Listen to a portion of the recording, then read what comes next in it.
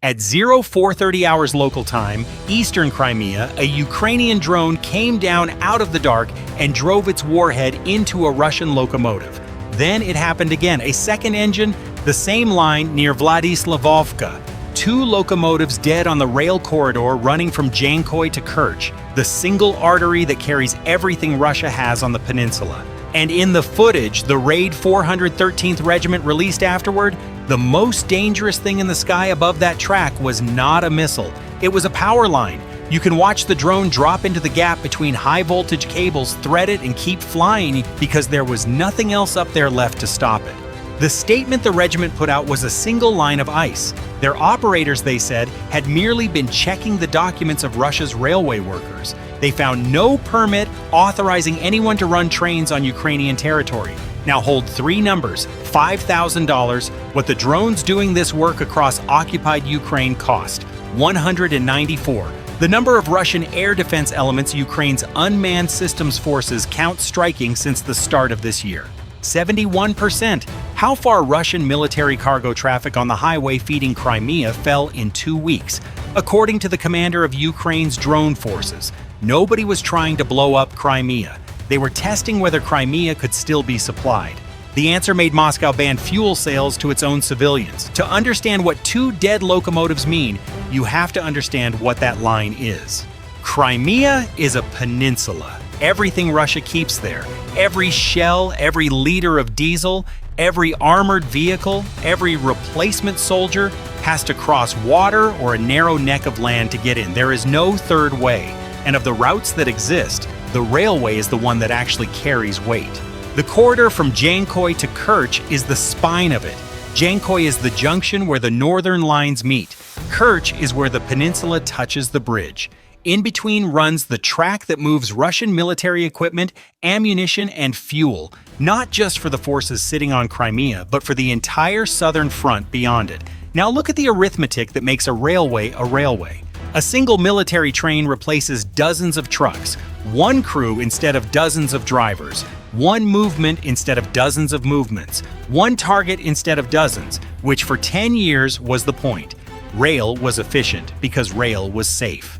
And the whole thing hangs on the locomotive. A train is not a vehicle. It is a locomotive plus a lot of steel that cannot move on its own. Kill the engine and you have not damaged a train. You have parked it. 21 cars of cargo become 21 cars of scenery, sitting on a line that other trains now cannot use. Russia understood the value. That is why Dzhankoi is one of the most heavily defended patches of ground on the peninsula, and why the approaches to Kerch bristle with air defense. This was the fortress, not the beaches, not the bunkers, a rail line, a bridge, and the belief that both were beyond reach. The obvious comparison is the cheap one. A drone that costs $5,000 against an air defense system that costs a fortune.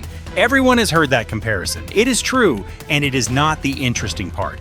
Here is the interesting part. Ukraine did not need to destroy the train.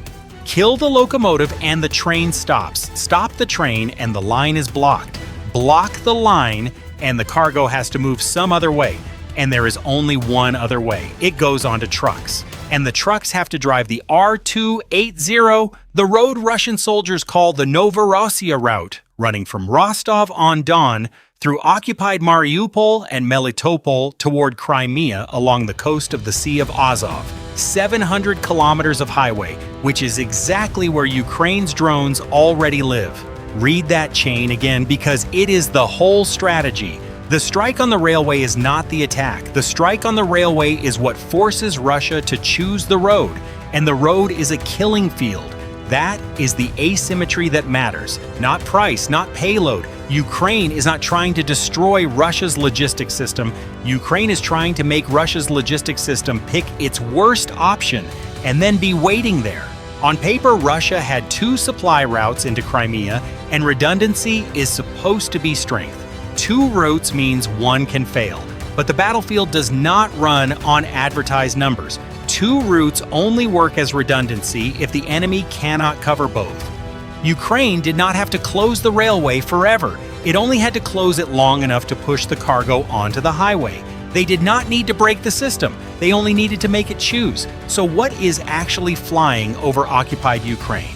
Start with the Hornet. It is built by Perennial Autonomy, a company founded by former Google chief executive Eric Schmidt. It costs about $5,000. It carries a 5-kilogram warhead, roughly 11 pounds. It reaches out to 200 kilometers, around 124 miles. It has semi-autonomous targeting, and it is designed to be mass-produced. That last word is the weapon, not the warhead, the factory. Then Ukraine improved it in the field. Azov's own initiative was to bolt a Starlink terminal onto the drone, a modification that, according to Rob Lee of the Foreign Policy Research Institute, significantly increased both its range and its resistance to Russian jamming, and the manufacturer did not object. They welcomed it. They were supportive of anything that made the product work better. Sit with that for a second. A soldier modified a weapon, and the company that built it said yes.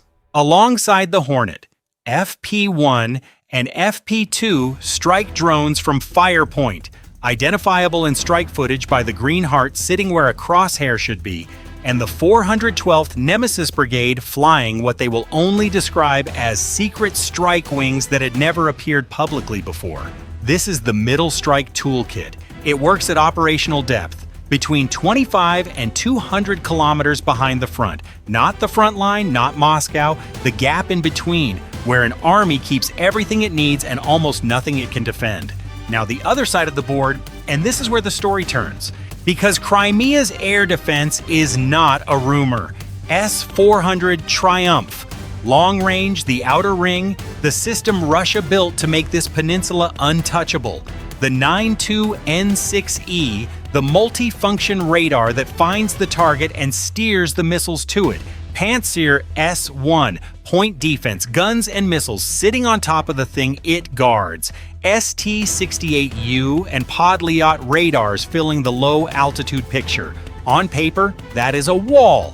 Ukraine's unmanned systems forces say they have struck 194 Russian air defense elements since the start of this year.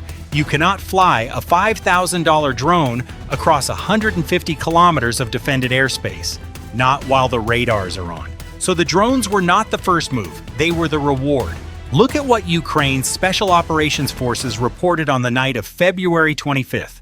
Their strike in occupied Crimea, run by a unit literally named Middle Strike, took down an S-400 launcher. It took down the 92N6E radar, the brain, the piece without which every missile in every tube is just cargo. And then it took down the Pantsir S-1 that had been placed there to protect the battery from exactly this kind of attack. Read the order of that list. They killed the bodyguard too. Then, June 21st, Ukrainian forces struck the air defense guarding the Kerch bridge itself. 4 S-400 radar stations disabled, 2 Pantsir systems disabled. 5 days later, drones hit an ST-68U radar near Dzhankoi. Dzhankoi sits roughly 151 kilometers from the front line, about 94 miles. Hold those two numbers against each other because they are the heartbeat of this whole thing. 94 miles is deep. 2 years ago, it was another country. Today, a drone that costs less than a used car flies it one way, and the most expensive air defense network Russia fields in the theater does not stop it. Because the radars that were supposed to see it have been dying one at a time for months. On paper, Crimea was the most heavily defended ground in Europe. But the battlefield does not run on advertised numbers. It runs on which vehicles are still switched on. Russia still had electronic warfare. Jamming does not need a radar. It just needs power and a frequency, and Russia has plenty of both. So how do you beat that when your drone costs $5,000? You do not out-engineer it. You do not wait 18 months for a new model. You bolt a Starlink antenna to it. That was Azov's idea, not a design bureau, not a procurement cycle.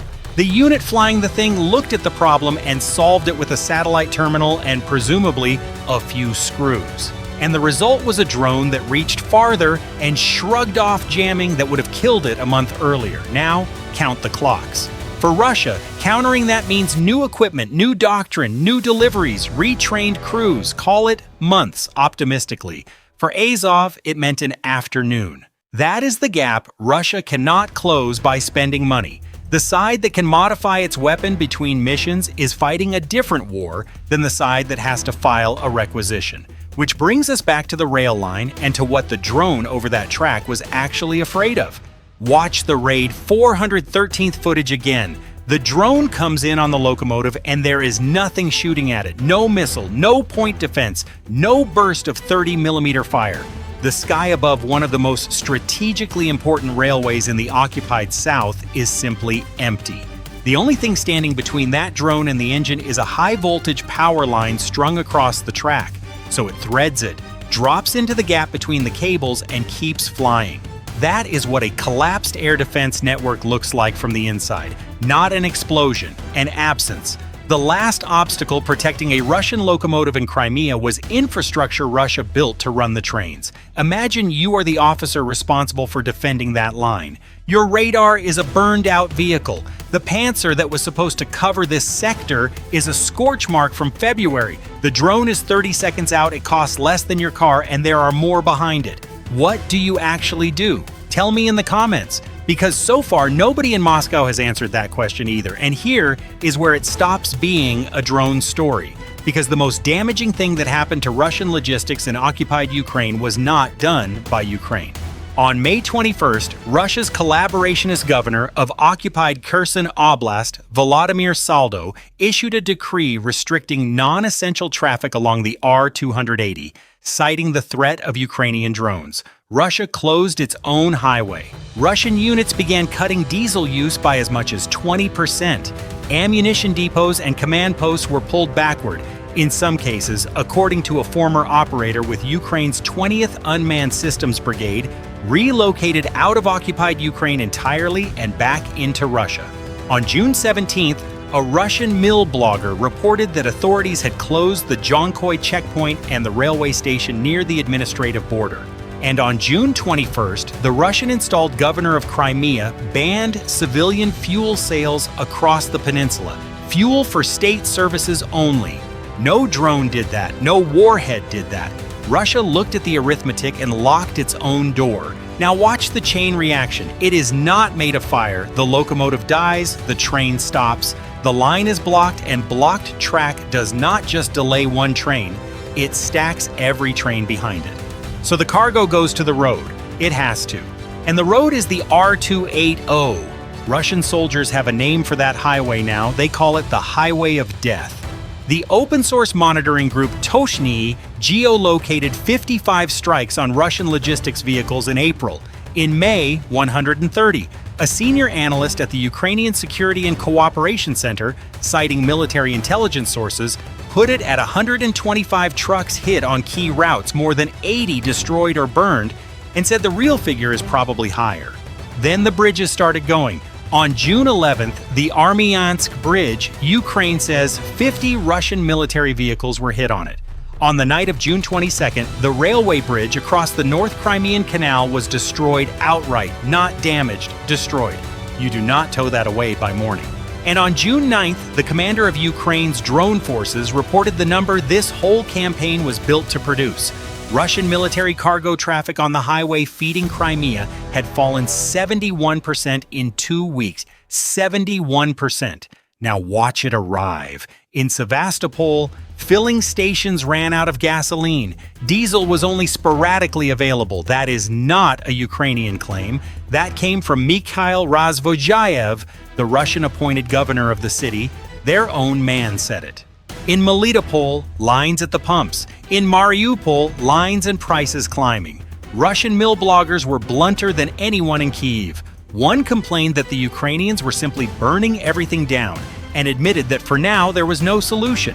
A Russian war correspondent warned that unless something changed, logistics would collapse within months. Another wrote that the parts of the rear once considered relatively safe had not been safe for a long time. That is the destruction chain. It runs from one dead locomotive to an empty fuel pump in Sevastopol, and not one link in it required a fireball. This is the part Moscow got wrong for 12 years. Russia built Crimea as a fortress, air defense in layers, a bridge as a monument, bases, depots, headquarters. The whole peninsula turned into the anchor of the southern front and defended like it. Ukraine never attacked the walls. It went after the thing a fortress cannot function without, the road in. And it turns out that a fortress and an island are the same shape. The only difference is whether the supply line works. This was a program, not a lucky night. The Middle Strike campaign began in earnest in early April. On May 27th, Defense Minister Mikhailo Fedorov announced logistical lockdown, an explicit plan to scale it up, backed by 5 billion hryvnia, about $113 million directed at the frontline units doing it best. On June 25th, President Zelensky authorized a 40-day strike campaign built to push Russia toward ending the war. And this is the distinction the whole war keeps teaching. Destruction is what you can photograph. Paralysis is what you cannot. Nobody has captured Crimea. Nothing on that peninsula has been liberated. By the map, Russia holds every inch it held a year ago, and its own governor has banned civilians from buying fuel. That is what winning looks like when nobody storms anything. Ukraine did not break the fortress. Ukraine unplugged it, and then Russia, doing the only arithmetic left to it, closed the roads, moved the depots home, shut the checkpoint, and turned off the pumps. The walls are still standing. There is just nothing left to defend behind them. So, what actually beat Crimea? The drones that cost $5,000, the air defense that died months before anyone noticed? Or a railway that only ever needed one engine to stop? Tell me in the comments. If you want more breakdowns like this, subscribe, and if you stand for peace and Ukraine's sovereignty, share this one.